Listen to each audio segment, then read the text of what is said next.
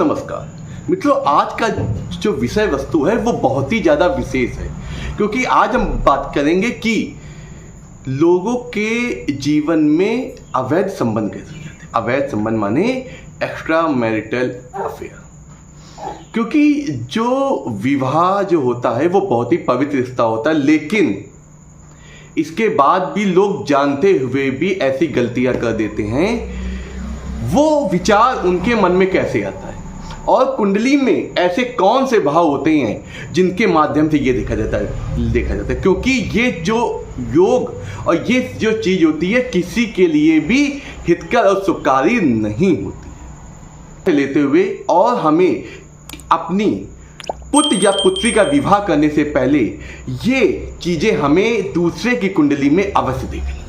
और अगर आपके पुत्र या पुत्री कुंडली में है तो क्या ऐसे उपाय करें जिससे इनसे ये जो बड़ी भयंकर समस्या है ये समस्या आपके साथ ना घटे। उसके लिए हम कुछ विशेष भाव और कुछ विशेष ग्रहों के बारे में जानकारी प्राप्त करते हैं, वो किस प्रकार अपना प्रभाव डालते हैं। लेकिन जो मित्र आज नए जुड़े हैं वो चैनल सब्सक्राइब करें, आप बेल आइकन दबा दें और कमेंट्स में ओम नमः शिवाय लिखना ना भूलें। आइए चलते हैं, पहले उन विशेष भावों के बारे में बात करते हैं, फिर उन ग्रहों के बारे में और क्या ऐसे योग होते हैं और फिर उसके क्या उपाय हैं। देखिए, सबसे पहले इसका मेन भाव होता है सप्तम भाव। सप्तम भाव हमारे वैवाहिक संबंध और हमारे जो रिलेशनशिप होता है उसको डिसाइड करता है कि कैसा रहेगा।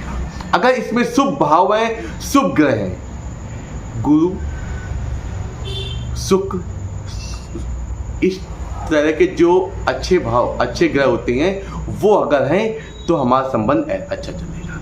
दूसरा, हमारे जो प्रेम संबंध होते हैं, एक तो वैवाहिक संबंध होते हैं जो अरेंज मैरिज देखिए वो सप्तम भाव से देखी जाती है, और जो प्रेम संबंध होते हैं वे हमारे पंचम भाव से देखे जाते हैं। पंचम भाव हमारे प्रेम संबंधों का, हमारे संतानों का होता है।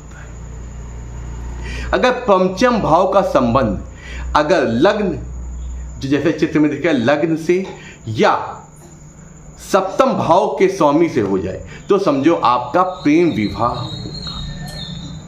इसके योग बन जाते हैं अगर वही, क्योंकि इसकी दृष्टि सीधे हमारे एकादश भाव में जाती है, जो हमारे इन सब चीज़ों से जो लाभ मिलने वाला होता है एकादश भाव में। अगर वही ये संबंध शुभ ग्रहों से हो जाए तो ये प्रेम संबंध अच्छा चलता है, लेकिन यही अगर दूषित ग्रहों से जैसे मंगल, राहु, शनि अगर इत्यादि ग्रहों से हो जाता है या केतु से हो जाता है तो ये संबंध विच्छेद या संबंध बिगड़ने वाले होते हैं। कि पहले तो आपका विवाह हो जाएगा लेकिन उसके बाद आपके मन में एक असंतुष्टि बनी रहेगी, तो आपका मन अलग अलग विचारों के लिए भागेगा, तो इसलिए ये संबंध आपके बिगड़ने के।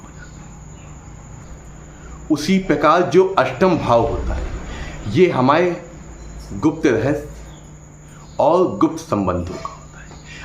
अगर ये यही युति सप्तम भाव की अगर अष्टम में पहुंच जाती है तो ये स्थितियां देखने को मिलती हैं। और वही एक भाव होता है द्वादश भाव, जो लग्न से एक स्थान पहले होता है। अगर ये इसका संबंध ये क्या होता है, भाव हमारे सैया सुख को दिखाता है कि हमारे वैवाहिक जीवन के बाद क्या आपको सुख मिलेगा। वो चीज़ें ये सब दिखाती हैं कि हमारे द्वादश भाव से देखते हैं। आप जानते हैं कुछ विशेष योग, अगर ये योग आपकी कुंडली में हैं तो इसे समझ लीजिए ये सब स्थितियां आपके मन में, आपकी कुंडली में शुक्र और राहु की युति हो।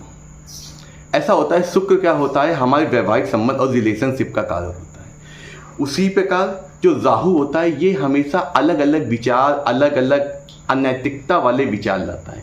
जब इन संबंधों में अलग अलग नैतिकता वाले विचार आएंगे तो आपको एक से ज़्यादा संबंध आपके साथ होने के, तो ये संबंध जो है ये ग्रह योग किसी भी अगर भाव में है तो ये अच्छा नहीं माना जाता है। आपको समझ लीजिए वैवाहिक संबंध से दुख, कष्ट और इच्छाओं की आपूर्ति हमेशा बनी रहती है। दूसरा योग होता है मंगल शुक्र।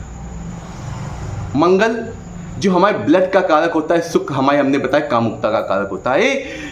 जब ब्लड में ये सब चीज़ें आएंगी, कामुकता आएगी, तो हमारा जो क्या विचार शैली होती है वो हमेशा इस ओर भागने लगती है।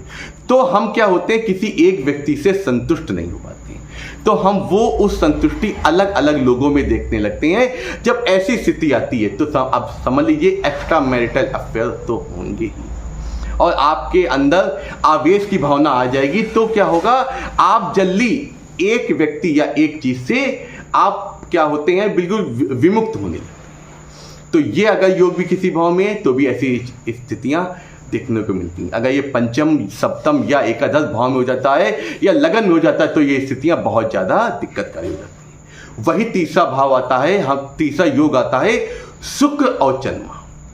इसको लक्ष्मी योग भी कहते हैं और इसको रास योग भी कहते हैं। जब शुक्र आ जाता है, शुक्र जैसे कि आपको मैंने बताया कि कामुकता का भाव होता है, वही चंद्रमा हमारे मन का कारक होता है। तो मन में हमेशा सेक्स के संबंधित आपके विचार हमेशा आते हैं। तो आपके मन में हमेशा ये विचार आते हैं, मन में वही चीज़ हावी है तो वो चीज़ हमेशा आती रहती है। तो अगर ये चीज़ आती है तो ये योग बहुत ज़्यादा हो जाती है। मंगल शुक्र की युति से ज़्यादा ये योग आपका खराब होता है जो शुक्र और चंद्रमा का होता है। इसके साथ साथ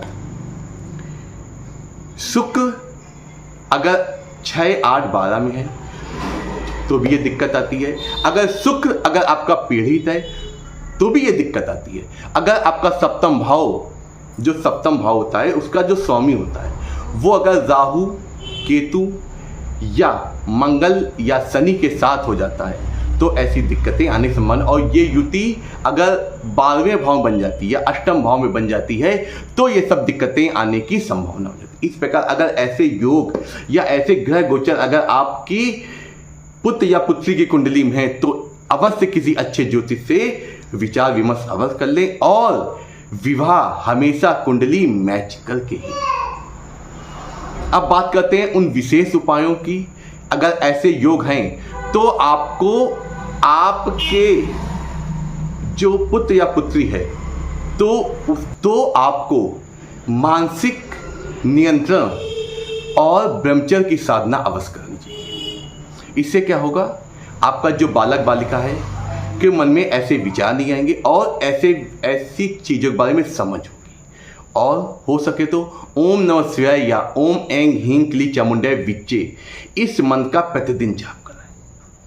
और अगर ये युति राहु के साथ बनी हो तो राहु को शांत करने के लिए राहु के जो बीज मंत्र होता है उसको अवश्य कराएं। और व्यक्ति को जहाँ तक हो सके शिव की साधना कराएं, क्योंकि शिव की साधना करने से शुक्र भी आपका बैलेंस रहता है और उसके साथ साथ राहु अगर केतु के साथ ये युति बन रही है तो ये भी बैलेंस रहती है। इस प्रकार आप अपने बच्चे के जीवन में आने वाले एक दुख, एक कष्ट और ऐसे